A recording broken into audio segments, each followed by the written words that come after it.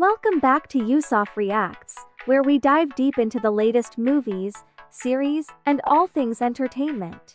Today, we're exploring the expansive and cosmic world of Marvel's Eternals. Eternals is a 2021 superhero film based on the Marvel Comics race of the same name. Directed by the Oscar-winning Chloe Zhao, this movie takes us on a journey spanning thousands of years, unveiling the story of a group of immortal beings who have secretly lived on Earth, shaping its history and civilizations. The story kicks off with the Eternals arriving on Earth over 7,000 years ago, sent by the celestial Arishem to protect humanity from the monstrous Deviants. Throughout history, they guide and protect humans, yet are forbidden from interfering in human conflicts. The present-day plot sees the Eternals reuniting to face the return of the Deviants, and uncovering the true purpose behind their existence. Let's meet the Eternals, each with unique abilities and personalities. Salma Hayek, the wise and spiritual leader who can heal. Ikaris Richard Madden, the powerful Eternal who can fly and shoot cosmic energy beams from his eyes. Gemma Chan, with the ability to manipulate matter, she has a deep connection with humanity. Kingo Nanjiani, a cosmic-powered Eternal who becomes a Bollywood star. Sprite Leah McHugh, an Eternal who appears as a young girl and can create lifelike illusions. Brian Tyree Henry, a brilliant inventor who aids humanity with his technological advancements. Makari Lauren Ridloff, the super speedster who is also the MCU's first deaf superhero.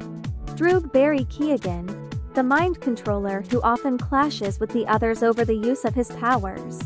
Gilgamesh Don Lee, the strongest Eternal with a close bond to Thena. Angelina Jolie, a fierce warrior with the ability to conjure weapons out of cosmic energy. Eternals is more than just a superhero movie. It delves into themes of immortality, purpose, faith, and the complexity of human nature. Chloe Zhao's direction brings a distinct visual style, combining breathtaking landscapes with intimate character moments. Upon its release, Eternals received mixed reviews. Critics praised its ambition, diverse cast, and visual storytelling but had divided opinions on its pacing and complexity. Despite the mixed reviews, it made a significant impact at the box office, and sparked conversations about the future direction of the Marvel Cinematic Universe. The saga of the Eternals, a race of immortal beings who lived on Earth and shaped its history and civilizations. Following the events of Avengers Endgame 2019, an unexpected tragedy forces the Eternals, ancient aliens who have been living on Earth in secret for thousands of years, out of the shadows to reunite against mankind's most ancient enemy, the Deviants. In 5000 BC, 10 super-powered Eternals won. Salma Hayek, the wise and spiritual leader of the Eternals, who has the ability to heal and is the bridge between the Eternals and the Celestials. 2. Gemma Chan, an empathetic Eternal with a strong connection to humans and the Earth, who can manipulate and transform matter through physical contact. Loves Ikaris. 3. Ikaris Richard Madden, an Eternal who can fly and project cosmic energy beams from his eyes, and is determined to fulfill his purpose. 4. Kingo Nanjiani, an Eternal who can project cosmic energy projectiles from his hands. Enamored with fame, Kingo becomes a popular Bollywood film star. 5. Sprite Leah McHugh, an Eternal who can project life-like illusions. Sprite has the physical appearance of a 12-year-old child, an old soul dissatisfied with humanity. 6. Brian Tyree Henry, an Eternal and an intelligent weapons and technology inventor. 7. Makari Lauren Ridloff, an Eternal who can move at superhuman speed. 8. Droog Barry Keoghan, an aloof Eternal who can manipulate the minds of others. 9. Gilgamesh Don Lee, the strongest Eternal, with a deep connection to Thena. And 10. Angelina Jolie, an elite warrior Eternal who can form any weapon out of cosmic energy. and develops a close bond with Gilgamesh over the centuries are sent by the prime celestial Arishem David K, who created the first sun, to Earth on their starship from the planet Olympia, the Domo, to exterminate the invasive deviants who destroy intelligent life. The last of the deviants are killed in 1521, and the group's opinions differ over their continued responsibilities and their relationship with humankind. Over the next 500 years, they mostly live apart from each other, awaiting Arishem's return. In 1521, the team was in Tenochtitlan. Thena starts attacking everyone and is diagnosed with the Modwiri. Ajak says her mind is crumbling under the weight of her memories, and the only cure is to wipe her memories clean. Meanwhile, Droog is distraught at humans attacking each other, and questions Ajak's policy of not interfering in human wars. Droog leaves with the humans, and Gilgamesh offers to stay with Thena without wiping her memories. Ajak allows everyone to go their own way. In the present day, Circe and Sprite live together in London, after Circe was left by her partner Ikaris centuries earlier. She is now in a relationship with human Dane Whitman, who works at the Natural History Museum. The trio is attacked by the deviant Krogel Skarsgård, with Ikaris arriving and chasing the creature away. Realizing the deviants have returned and the latest version has the power to heal itself, which they could never do before, they travel to South Dakota to reunite with their leader, Ajak, only to find that she had been killed by Crow. Circe is posthumously chosen by Ajak as her successor, granting her the ability to communicate with Arishem. Circe goes about bringing the team back together. Kingo is a Bollywood star. They find Gilgamesh and Thena in Australia.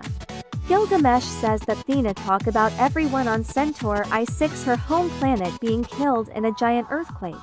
Circe knows that she experienced an earthquake in London just before the deviant attack.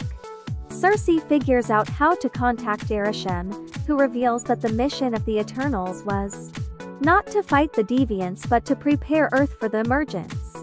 Arishem explains that for millions of years, the Celestials have been planting their seeds on populated planets for new Celestials to be born, with the deviants sent by them to destroy the apex predators of each planet to ensure the development of intelligent life. However, when the deviants, who were also created by Arishem, evolved and began hunting the planet's native populations and Arishem lost control of them, the Celestials created the Eternals to cull them. With the reversal of the blip, Earth has reached the necessary population whose energy the Celestial will absorb in order to be born, for the birth of the Celestial Tiamat, which will result in Earth's destruction. The mission was to grow the human population to feed the birth of a Celestial. Arishem explains that Celestials use the energy of the host planet to create Nistarts, keeping on the circle of life in the universe. Arishem says that there is no Olympia and that Ajak and Circe have helped the birth of many Celestials over millions of years. The Eternals are programmed; they are not alive in the world forged, controlled by Arishem. The memory of each Eternal is erased and reset after each emergence. Having learned to love humanity, the Eternals reassemble and decide to prevent the emergence. They also realize that Thena is not mad and her past memories are from the previous emergences. The plan is to put the Celestial to sleep till they can figure out how to let it emerge without destroying the planet. They reconvene with Kingo, Thena, and Gilgamesh before heading to Droog's residence in the Amazon rainforest, where they are attacked by Crow and the Deviants. The group successfully kill most of them, only for Crow to kill Gilgamesh and absorbing its power, and turning more humanoid with each killed Eternal. Before fleeing, Gilgamesh was protecting Thena, who was having a Modwiri episode in the middle of the deviant attack.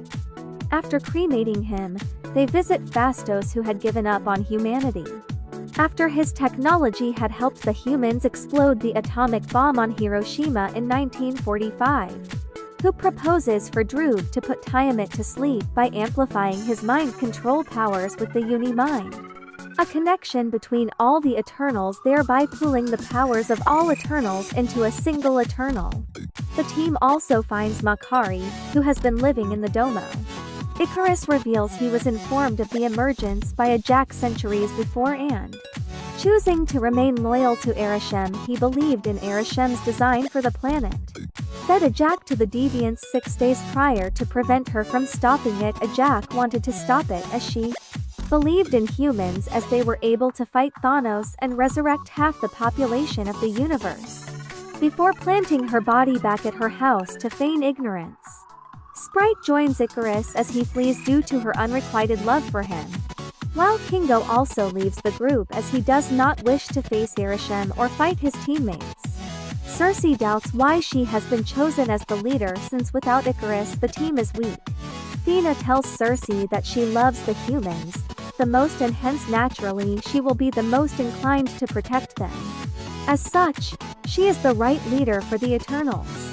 Phastos uses the sphere inside Cersei, which she uses to communicate with Arishem, to create the UNIMIND. Makari locates the place of the emergence at the foot of an active volcano in the Indian Ocean. And the Eternals battle Ikaris and Sprite before being attacked by Crow, who is then killed by Athena. Droog knocks out Sprite after she attempts to kill Cersei, and the remaining Eternals work together to subdue Ikaris while Phastos activates the UNIMIND. Ikaris breaks free of his restraints and approaches Cersei to kill her, but finds himself unable to do so due to his love for her. As both he and Sprite join the UNIMIND, Cersei gains enough power to turn Tiamat to marble. Guilt-ridden, Ikaris flies into the sun, while at Sprite's request. Cersei uses the remaining energy from the UNIMIND to turn Sprite into a human, ending her permanent childlike state. Athena, Droog, and Makari depart on the Domo to find other Eternals, while Cersei, Phastos, Kingo, and Sprite remain on Earth. Dane professes his love for Cersei and is about to reveal a secret about his family history when she, along with Phastos and Kingo, are remotely dragged into space by Arishem. Arishem states he is displeased with their treason but elects to spare humanity. If the Eternals' memories show that humans are worthy of living, vowing to return for judgment, he disappears into a singularity, taking the trio with him. In a mid-credits scene, Athena, Makari, and Droog are visited by the Eternal Eros Harry Styles, Thanos' brother, and his assistant Pip the Troll, who offer their help. In a post-credits scene, Dane opens an old chest inherited from his ancestors that contains the legendary Ebony Blade, when an unseen person questions him whether he is ready for it. I personally feel like this movie is very underrated. It's not as jokey or flashy as any of the other Marvel movies, but that's kind of why I like it. It felt less like a superhero movie and more like an art film about gods and what it does to your psyche when you live for such a long time on the planet that's not yours. There's a lot of different diverse personalities in this, and it shows interesting ways of how these characters and not only cope with their longevity but also take advantage of the world around them. Even though the characters seem wooden in the beginning of the movie, as time goes on you start to, at least in my opinion, connect with them and their relationships to each other. I love the fact that the humor isn't over the top and one is there, it's to help you understand the characters more instead of just being goofy for the sake of being goofy. The main point of the movie is basically about the passing of time and what it does to people. Hence the song played over the Marvel logo being Time by Pink Floyd.